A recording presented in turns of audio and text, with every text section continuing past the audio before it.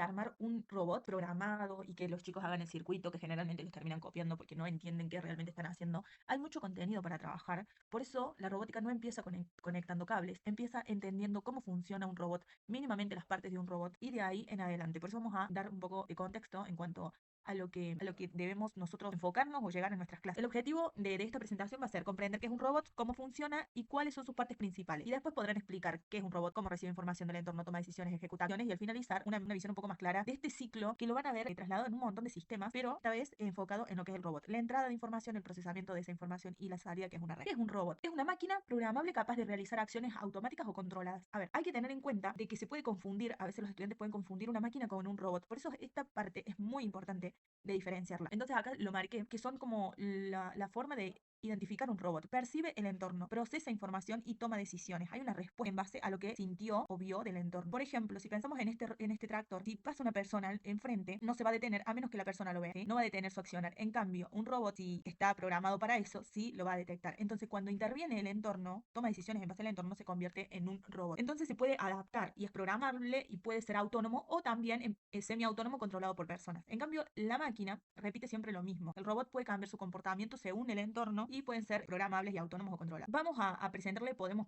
presentarle esta actividad a los estudiantes, por ejemplo, como introducción. Observar los ejemplos que vamos a ver a continuación y responder algunas preguntas. A ver, de acuerdo a lo que ya vimos antes, ¿qué es un robot? ¿De cuál de todo esto es un robot? Y si decido que es un robot, ¿por qué? Porque a veces por la forma determinamos que es un robot, pero no es un robot. Nos preguntamos, ¿necesita sensores para funcionar? ¿Tiene un programa que lo controla? ¿Realiza acciones de forma automática? Entonces, en estas imágenes, ¿dónde encontramos robots? Pensamos un poco y definimos. Por ejemplo, creo que uno de los más dificultosos para entender o comprender, diferenciar si es robot o no, me parece que puede ser el microondas, porque creemos, pero es programable, entonces es un robot. Y recuerden que dijimos que el robot recibe información del entorno para poder accionar. Entonces, cuando algo se calienta a cierta temperatura, el microondas deja de funcionar cuando está a temperatura la más correcta para comer algo, por ejemplo. No, el programa funciona de manera repetida e igual, no tiene intercambio con el entorno. Si pensamos en este microondas que funciona cuando lo ponemos, por ejemplo, 2 minutos a calentar algo, ¿no? En ese tipo de microondas, no algún otro avanzado que nosotros, no sé si existen ahora, pero puede haber microondas que detecten la temperatura que nosotros le pongamos, por ejemplo. Entonces, hay delgadas líneas de algunas máquinas que se pueden confundir también con robots. Luego tenemos con el microondas, entonces sería que no, y los otros se los voy a dejar, son mucho más fácil, que lo hagan ustedes, yo paso las diapositivas y ahí van a estar las respuestas. Pero todos se pueden debatir con los estudiantes y problematizar.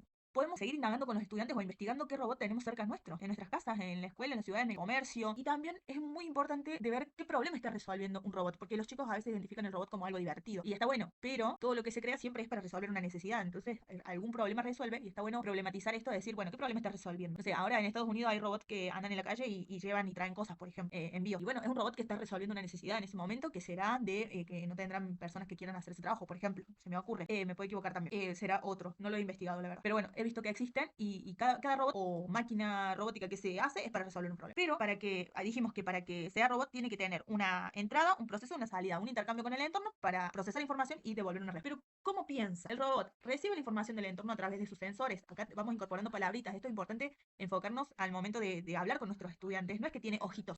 Le podemos decir que depende de la edad de nuestros estudiantes, pero le podemos decir en un momento que parecen ojitos, pero se llaman sensores. Da la casualidad que esos ojitos son en realidad como dos parlantes porque es ultrasónico el que detecta a distancia, que son todos muy parecidos. Incluso la portada tenía un autito. El sensor ultrasónico tiene dos parlantes que emiten un sonido y el otro lo recibe, por eso parecen dos ojitos. Da la casualidad. Pero no son ojitos, no ven nada, solamente detectan ondas. O sea, no es que hay una cámara dentro de ellos. Entonces, bueno, estaría bueno identificar todas estas cosas con el nombre, digamos, con el nombre correcto para no después tergiversar o confundir a los estudiantes. Entonces, el robot, a través de su primer momento, que es la entrada de información, utiliza sus sensores. El que tenga, hay un montón: temperatura, distancia, intensidad de la luz, se llaman LDR, los infrarrojos son los PIR. No se me ocurre otro en este momento, pero hay varios y que podemos controlar con Arduino o con otros microcontroladores. Entonces, no adivina ni improvisa, sino que son datos reales del mundo. Luego de que recibió esa información, es tan rápida la entrada que va al procesamiento. ¿Dónde va este procesamiento? A la memoria que tenemos en Arduino. Por eso es tan importante un microcontrolador, porque los microcontroladores son los que reciben, depuran esa información que recibe el sensor, lo trabaja, como que lo mastica dentro de esa plaquita azul y sale hacia nuestros actuadores, que están en el punto. Entonces tenemos el procesamiento, el controlador analiza la información recibida y decide qué hacer. En ese procesamiento en el que decide qué hacer, no hace al azar lo que Arduino traiga instalado, sino que hace lo que nosotros le programamos, ¿ya? Nosotros le decimos que a cierta distancia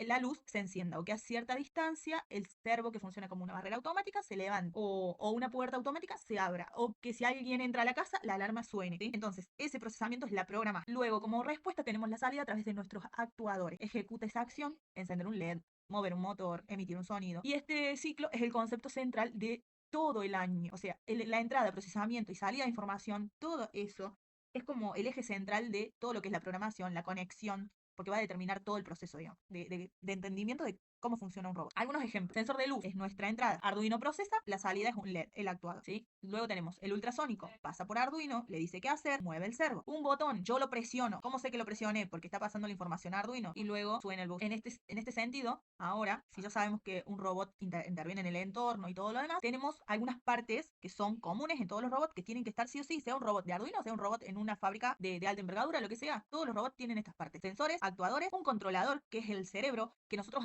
en la educación utilizamos Arduino porque es para prototipos pequeños, pero cuando hablamos de empresas mucho más grandes, tienen otros procesadores que son mucho más grandes porque necesitan más memoria, más capacidad o lo que sea. ¿Tá? En este caso utilizamos Arduino y ese es nuestro cerebro. Por eso generalmente sí. Incluso si le pedimos a los estudiantes que hagan su propio robot, lo primero que hacen es una persona con un cerebro. Ya damos por entendido que el robot piensa. ¿Sí? En realidad no piensa, sino que guarda el microcontrolador, es el que tiene la memoria y guarda lo que nosotros queremos que haga. Luego también consume energía. Sí o sí. Nuestro Arduino va a funcionar con nuestra computadora si es viable, si es pequeño el circuito, con nuestra compu conectada o lo podemos hacer a través de distintas baterías y demás. Y luego tiene dentro, para ponerle dentro de Arduino, todo lo que es la estructura del programa. La estructura sostiene todos los componentes, el programa, las instrucciones que le dicen al robot qué hacer y cuándo. Y nosotros, como les decía recién, a un estudiante lo que haría si dibujara un robot, siempre lo dibuja refuturista, pero siempre le pone cabeza y ojo. ¿Por qué? Porque interactúa o recibe información del entorno y lo más rápido que tienen ellos para detectar el entorno son los ojos. Entonces, siempre le ponen ojos y luego cabeza, porque claro, ¿quién piensa? ¿Quién mueve el pie? ¿Quién mueve la mano? La cabeza. Entonces, siempre, si le pedimos, le hacen una analogía al cuerpo humano, ¿no? Y creo que desde los inicios la robótica lo que siempre intentó es replicar el ser humano a través de la tecnología. Entonces, el robot tiene partes muy similares a lo que es el cuerpo humano. Los ojos son los sensores, el cerebro es Arduino, los músculos, los motores o los actuadores, ¿no? Si pensamos ya en un robot, la voz, el buzzer, que es el que suena, una alarma y demás, puede ser algún parlante para reproducir voz también. Las piernas pueden ser las ruedas, la comida es la batería. Cada parte cumple una función equivalente a lo que hace el robot. Bueno, y acá tenemos algunos tipos de sensores, entonces, el de luz, que detecta la intensidad, se llama LDR, es una resistencia muy, muy económica. El sensor de distancia, el ultrasónico, el de temperatura, el sensor de sonido, que con los aplausos podemos prender o apagar las luces, el sensor de movimiento, los peers que detectan calor. Tenemos luego los actuadores, que pueden ser los LED, todo lo que sale hacia el exterior, una acción hacia el exterior. Motor, servo, que son estos que giran en grados, el servo en grados. Pantallas, o buzzer. Esos son algunos actuadores. Hay otros más. Estos son algunos ejemplos. ¿Qué es Arduino? Porque es el cerebro. Como veníamos diciendo anteriormente, nuestras guías son educativas, entonces está 100% enfocado a Arduino, pero como Arduino existen otros microcontroladores como Makey Makey o Microbit, que son un nivel de complejo menores, o sea, son como más fáciles de utilizar o para edades más pequeñas. Luego tenemos las ESPN32, son otros microcontroladores que tienen más posibilidades, pero con un Arduino que parte de los 10 años en adelante vamos a poder realizar todo lo que estuvimos viendo hasta ahora. Entonces esta placa electrónica programable hay que tener en cuenta que es de bajo costo y demás, es en nuestro cerebro del robot, pero no es la fuente de energía, no trae energía, es solamente una placa que le podemos decir qué hacer con todo lo otro que le anexemos, ¿sí? Entonces no trae las baterías. La batería va a ser la compu, que a su vez cuando la conectamos podemos pasar el programa y a la vez ya queda alimentada con energía. Luego tenemos que comprarles los sensores y los actuadores para que hagan lo que nosotros querramos. El Arduino es solo el cerebro para empezar. Recibe información de los sensores. Hay algunos Arduino que ya traen algunos sensores incorporados como Bluetooth y Wi-Fi, por ejemplo, que el Arduino 1 no trae. Entonces Arduino viene sola, no tiene energía de forma autónoma, se la tenemos que extender nosotros a través del USB o el jack de alimentación. Y lo bueno de esto es que no necesitas conocimientos profundos de electrónica para empezar a usarlo porque hay proyectos que ya vienen muy simplificados como para decir, esto funciona, no vas a quemar nada y no necesitas saber de corriente o de voltaje.